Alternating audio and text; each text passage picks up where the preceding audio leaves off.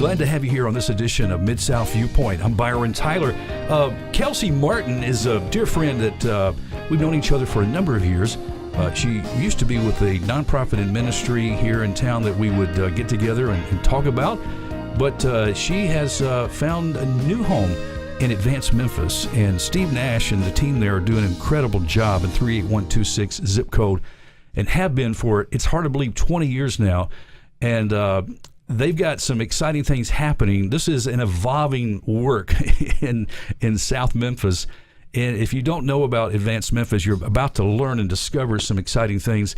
But we have Kelsey's back with us. Kelsey, good to see you. How are you doing? Good to be here. I'm doing really well. Yeah. Have you had a chance to go back home in Seattle and visit family anytime soon? Or Christmas, I was back in Seattle, yeah. Mm-hmm. And were things nice? They were a little rainy. But yeah. What are you going to do? Well, you brought the rain with you. I try to leave it there, but because we've had plenty of rain here. Exactly. But sometime I want to go because I hear about all these incredible coffee shops that are in Seattle. Mm-hmm. And is that true? Are they really that good?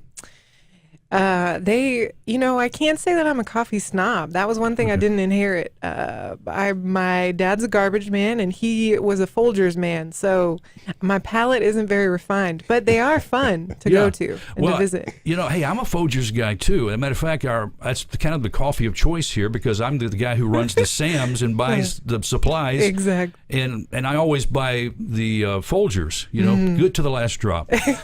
But, hey, you brought somebody with you from Advance. I'm looking forward to meeting, and it's Mark Gosney. Mark is the Director of Operations. Mark, welcome to Mid-South Viewpoint. Welcome here to Bot Radio Network.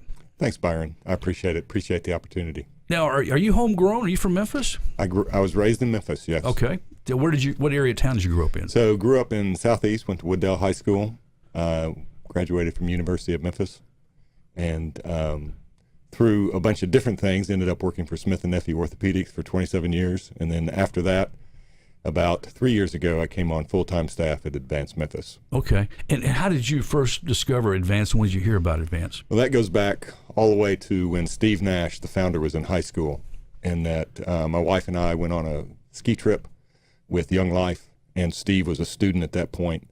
And later on, Steve and I started a relationship and led Bible studies with him and his brothers and other friends. And we just maintained a close relationship throughout our life. And when he started Advance Memphis 20 years ago, I had an opportunity to bring in what was then called the Washington Scholars. And so I brought a junior high student from Booker T into Smith & Nephew, and he would follow us around just to get a sense of what corporate world was like. And that was one of the first volunteer opportunities, and then have volunteered years and years. And then a couple of years ago, after leaving Smith & Nephew, we bought our first warehouse at 575 Suzette, and Steve asked me to renovate it. And so I came on part-time and did that. And then at the end of that period, I ended up coming in as Director of Operations and Programming. Okay. Full-time.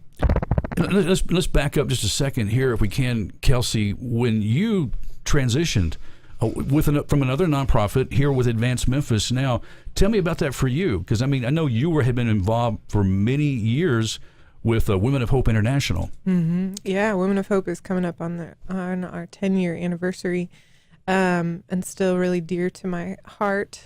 But I just, after 10 years and all the travel, whenever I was in town in Memphis, Advance Memphis was a place that I would volunteer, and really felt like Advance Memphis embodied a lot of the same core values that I really cared about in my work with Women of Hope. And so after 10 years, I just kind of got tired of a lot of the travel and felt the Lord leading in a different direction.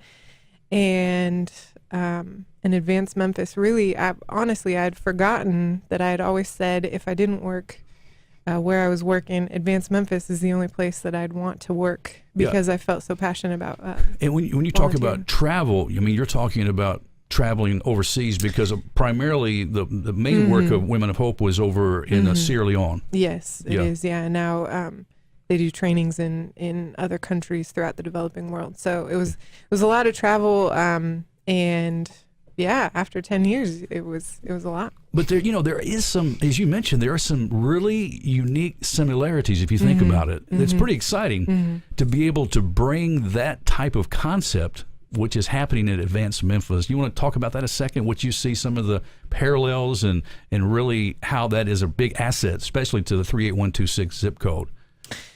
Yeah, I think so. Really, our foundation, we see poverty alleviation. We see poverty as not just a lack of material resources, but a result of broken relationships. So, broken relationship between man and God, man and self, man and others, man and creation. And so, in looking at poverty or walking alongside people experiencing material poverty, we can't just throw money at it, but it's through the developing of relationships and really working towards mending those broken relationships that were result of sin entering the world. That's how we see the only way of solving some of these problems. Right. And in 99, when Steve Nash started Advanced Memphis, and as we mentioned 20 years ago now, 38126 zip code was considered the third poorest urban zip code in the nation. And that had come out pretty soon after that he started Advanced Memphis. And so, and some folks might not be aware of that and realize that. And some of these other statistics, I was looking at the American Community Survey averages for 38126, 38106, which is another zip code you guys work with. 45% of those in the zip code area are not in the labor force. 63% the household income is less than $25,000, and 24% residents over 25 without a high school degree. These are pretty staggering. I mean, this 2016 stats there, Mark. That's pretty staggering. Yeah, they're amazing that the statistics really haven't changed much over the years. The one thing that has changed in 38126, which is the reason that we expanded into 38106, which is just south of 38126, is that the housing development projects that were built in the 40s in 38126 have been torn down and they're being rebuilt, but that displaced a lot of the folks who made up these statistics. And so it's been generational poverty that has just fomented throughout those areas. And it ends up with a lack of stability in the family, a lack of stability in education, a lack of stability in finances. And the one thing that Steve wanted to pick off or that the Lord led him to pick off 20 years ago was, what can we do for adults and adults that need jobs and need to work? And so that's been the focus of Advance.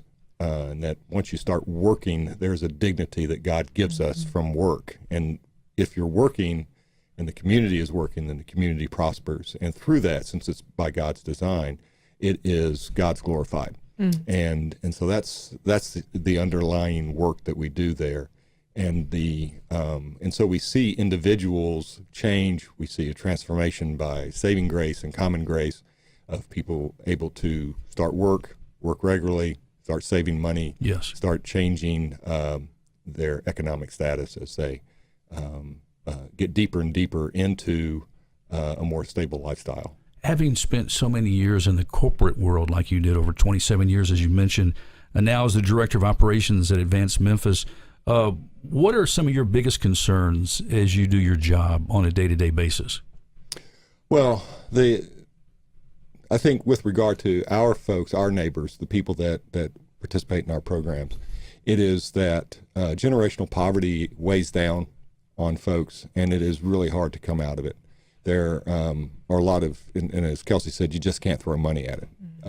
People need to learn a work ethic, if you will, and a lot of folks don't see it. They haven't been raised in it, and it's and then with government assistance, there's a lot of opportunity for folks just to hang on to that and not be able to figure out how to operate well and become more stable in the workplace. Let me ask this question to both of you to kind of jump in on when it comes to those stories that have touched your heart the most from some of those clients, neighbors that you've gotten a chance to build relationships with? Does anything stand? I'm sure there's multiple ones, but anything stand out to you? You want to start off, Kelsey? Yeah, I think, one, I was just talking to one of a graduate from the program, and she is currently, her name's Carol, and she's working hard at Corky's in their, I think she's in their warehouse doing some warehouse work over there. And she just said, her boss pulled her aside, and she went through our work life, our 6-week soft job skills training program. And that's where we really focus on, on the fact that everyone is born with some unique skills and strengths, and we really try to kind of mine those, and then and we teach, that God's calling us to contribute those to the community anyway. And then we focus on interview skills, resume writing, all that stuff, workplace communication. And she said, my boss pulled me aside and said, I would hire you right now if I had an open position. And it's because of the initiative that you're showing and just the way that you're working with your coworkers. And Carol said, Kelsey, it was because of the things that I learned at Advanced Memphis and the support that I've received there.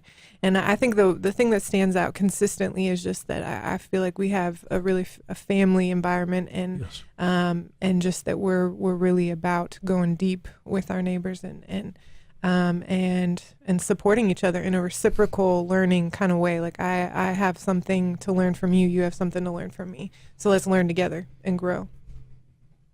I think a story that sticks out recently is late last year we had a young man graduate from work life, and he was able to go to work in the warehouse on Suzette.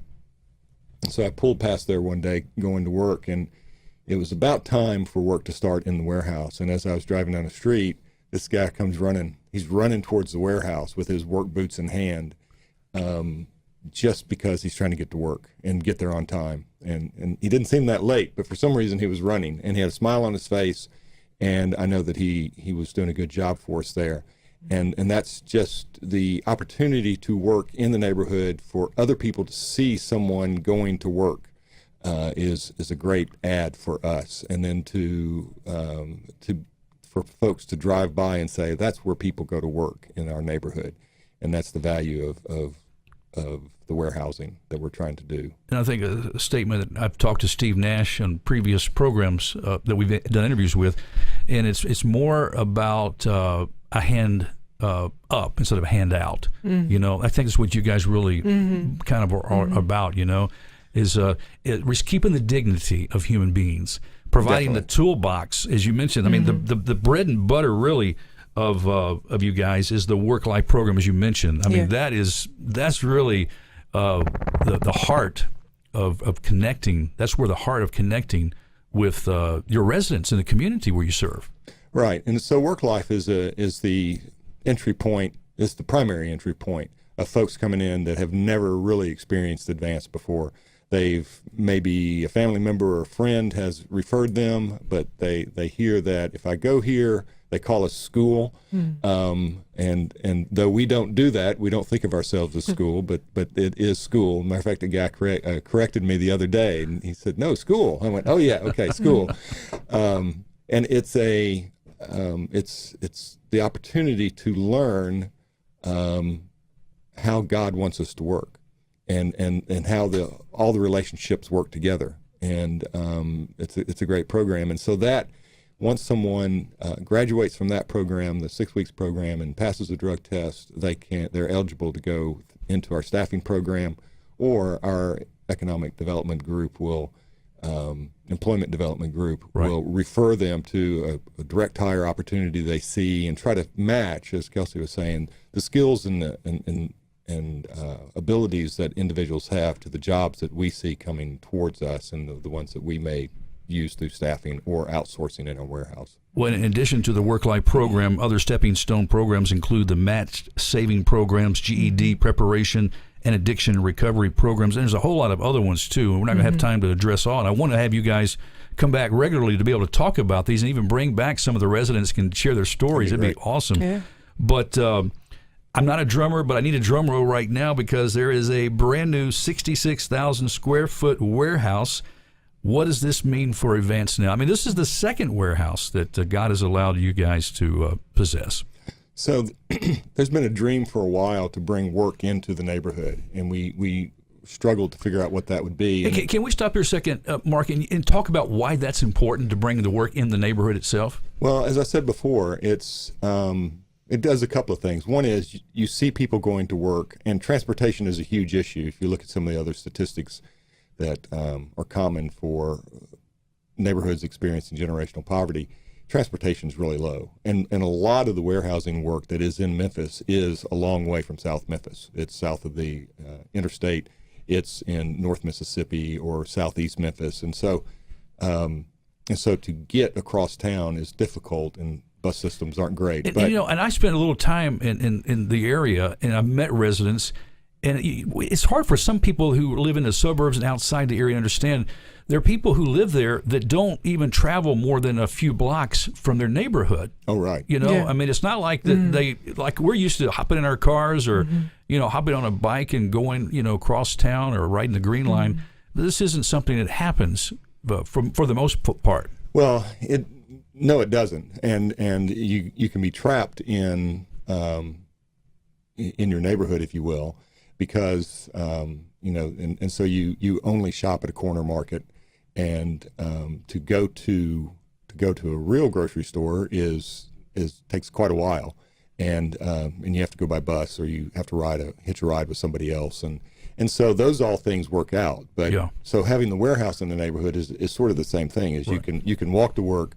You can have somebody drop you off on their way to work, perhaps if they're going somewhere else, and so that's a huge value for the work in the neighborhood. And then for the folks to see that work there, it says, oh, we're a place where people want to work, and because it's not just far away on the other side of town. And then the other thing is when we can take a dilapidated building and clean it up and operate out of it, it changes the nature of the corner or of the area that it's in. And we saw our neighbors fix up, paint up around us at the Suzette warehouse. It's inspiring. I mean, there's the residual results of seeing this take place, that can bring new life and light into a community. And when you mentioned renovation of the warehouse, I remember one of my jobs. I worked at a warehouse.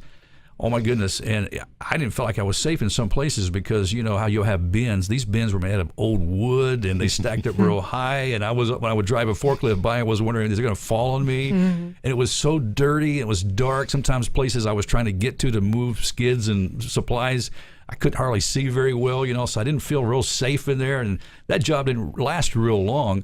But when you talk about renovation, to what extent and what do you do to renovate a warehouse? Well, for the Suzette warehouse, it took a lot more because it had been used for other things, and then it had fallen into disrepair. The new warehouse at 960 South Bellevue had been actively used by another company, and though it was full of leftover equipment and supplies, is in a little bit better shape on the inside. But there are things like we were having to have a good portion of the roof repaired. We had to have our dock canopy repaired. Had to have some electrical work done just to bring it up to some safety standards and codes, and even just going in and scraping and painting bathrooms and making sure that everything flushed right, and those things that from an old warehouse that has not been used very actively to something that we want the neighborhood to be proud of, that folks will want to go to work there, and even getting heaters repaired and fans working, and so just grime and grit that's left over years of forklifts running around. So I'm trying to remember. I remember when Steve and I talked about the Suzette warehouse in the past. I believe part of it, wasn't it renovated to create space for potential new businesses, or people could use the space inside? Now, with this second warehouse that you're talking about, will it be the 66,000 square feet? Will it be for people to do the similar thing, to be able to divide it for other businesses? Will you, how will it be used? How will you utilize this space? So in the Suzette warehouse, we primarily use it because it's, I say only 25,000 square feet, which sounds large to some people, but it's really small when it comes to warehousing space in Memphis. But we wanted to mix use it with, we have some tenants that do pay rent, but also to put people to work, to run production through there. So we run production of light assembly, light manufacturing, pick, pack, and ship operations, rekitting. In fact, we have a big job going on there now with a local company called Dokazoo. It's a startup, and it's really been helpful for us to have consistent work from that company. And so we intend to do the same thing, but what we found is it's much easier to rent and lease space than it is to find production to go into the space. And so we've actually started minimizing our leasing and renting at Suzette so we can have more production space, because that puts people to work. Right. So at the new warehouse, it's going to be a mix also, but we'll have more space to lease and rent and store, which really pays some bills, and then be able to bring in a larger work operations also. And so it's roughly 3 times the size, and so we could lease a third of it, and we could put production into 2/3 of it, the other 2/3. So wow. This is really exciting. It's almost like God's stamp of blessing, and just seeing continue work, thanks to God for what he's doing, Kelsey. Yeah. So, I think one of the things, so last year by God's grace, our neighbors earned about $1.1 million in gross wages through both our staffing and outsourcing programs, and so that's earned income for families in South Memphis. So that's really exciting. Yeah, and I tell you, I've been to Advance. It's been a while, but I have been down. I've met some of the clients and residents in the community, and some have come from some really difficult backgrounds. Prostitution, drugs. Not all are that way. I mean, there's some that don't have that in their life. But you guys have been a beacon of hope and of light for so many that have come to faith in Christ as a result of the relationship that you've built with them, and seeing that you care about their soul, of course, but you also care about their day to day, how they're surviving, how they're getting through, and how they can succeed and be successful in the community and make the community better. And that's what the gospel does for us, doesn't it, Mark? It does, and the gospel is the basis of change and of transformation. And so for Faith and Finances, the financial literacy class, and for work life, that's where we start. We start with a basis of, as Kelsey just described, the basis of what the gospel is and how we were made for work, and that it's the broken relationships that fundamentally that keep us out of that. And that through Christ, there is the opportunity to have that healing, to capture that healing that Christ brings. And some folks respond to the gospel very directly and very poignantly. And then and those folks, we then try to point to the church. And the local church, the neighborhood church, as best we can. And we've recently started a ministry working group around the neighborhood that includes pastors and other nonprofits in the South Memphis area. And Kelsey's been spearheading that activity. So yes, it's the gospel that creates change and provides the platform for helping folks see that we're all made in the image of God. Yes. And that one of the many blessings that God gives us is work. And we see that, and folks usually show up at our door ready to have change, ready to do something. And they may not know exactly how to do it or what it looks like, but that's encouraging. It is very encouraging. Well, you alluded to something a minute ago, and I want Kelsey to kind of, as we wrap up our show today, I think it's important to kind of maybe leave on this note. We're going to have you come back and talk about more, because there's so much that's happening. But Steve, you mentioned about mentoring, being involved, volunteering before you even became on staff, while you were still working at your other job. Kelsey, that's a big part of needing volunteer mentors. You want to kind of, let's wrap up and talk about ways that those listening right now can connect by becoming that mentor, volunteering, and other ways they can volunteer. Yeah. I mean, even maybe we talked about providing meals, for these groups that meet. Go ahead. Yeah, there's so many different ways to get involved, and it's all on our website on the volunteer page. But I would say as we're repairing the warehouse, we're looking for folks who maybe have those business contacts who could, help us develop relationships to try to cultivate some of those outsourcing contracts, bringing work into South Memphis. But as it relates to, really, we are looking for people, we call them champions, and those are just folks committed to walk alongside people coming through the work-life class. We also have a similar thing with our faith and finance class. And so we're looking for folks who recognize they don't have the answers, or they don't have to have all the answers is what I'm saying, but they meet with once a week are a small group of folks to pray with and for, and discuss some more of the topics that are being discussed in class, like goal setting and all those things. Is there a way for folks, just if they wanted to kind of test drive to learn more about you, to kind of come and experience? They're not really totally sure, but want to kind of see for themselves. Can they do that? Yeah, I would say so. We have a community. We're always open. Well, you can come, drop in anytime, and lunch is a great time of fellowship. You can take a tour of the office, and I'd love to take you around the warehouse. But we have a community feast. We gather quarterly. We've got one coming up May 10th from 12 to 3. So pop in and break bread with us and see what's going on and meet some folks. And what about that? You were telling me, this has been a few months ago, we were talking about ways that people could provide for a lunch or something for some of the. Tell me about that. I'm trying to remember exactly what we talked about. Yeah. So for our work-life class, our neighbors go to class from 9 to 12, and then we break for lunch, and then they go on to different electives, like you can get forklift certified, all these different electives. And so we have volunteers come in and provide and serve a meal, and then we invite them to eat with us, get to know our neighbors, and really trying to encourage just building relationships. And about how many would somebody be preparing a meal for? Usually our classes are around 20. Okay. 20 to 25. And so if somebody was interested in helping to provide, maybe a group of ladies might want to get together, or hey, guys, two guys can cook. Yes. But I'm not trying to put this on the ladies, but anybody who wanted to participate could get together as a group and do this. What should they call you, or what should they do? Yes, they should contact me, and my information's on the website. And there's more information about the details and a way to sign up online from our volunteers page. Do we give the website? I don't think we did we? No, advancememphis.org. Advancememphis.org. Get all the details. And friends, I hope that you will consider volunteering, becoming a mentor. It changed your life, Mark. Oh, yeah. It changed mine too. That was what hooked me. Yeah, that was what did it. Yeah. What is it? Just that one-on-one time? You just get in the heart of somebody, right? What is it?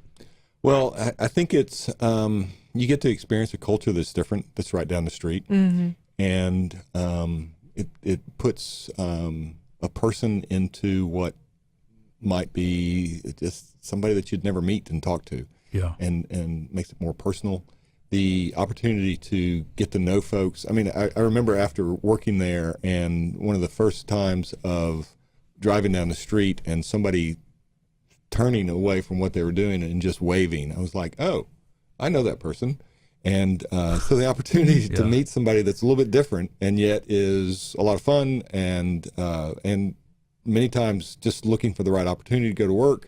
Yeah. And so that brings a lot of joy to know that God's at work and making people's lives different. He is at work, and it's so exciting to be able to tell these stories. Thank you so much, Mark, and for Kelsey, what you both are doing for Christ's kingdom in our community. And we appreciate you stopping by and sharing the story of Advanced Memphis and about this exciting new news of 66,000 square feet additional warehouse space. And so the renovation process is you're in it right now? We're in it right now. We're waiting for final inspection so we can start using it. Okay. Well, we'll pray for that end. Thank you. And friends, please go to the website, advancememphis.org, advancememphis.org for all the details. There's incredible, the stories are there, the news, and information. There's a newsletter that goes out regularly too that you can sign up for. I'm on that list. I encourage you to do that. Kelsey, thank you so much. We got to get back together soon and talk more about these exciting things at Advanced Memphis. Yeah, thanks so much, Byron. Well, friends, that's all the time we have on this edition of Mid-South Viewpoint. Appreciate you stopping by. I'm Byron Tyler. We'll talk to you next time. Bye-bye.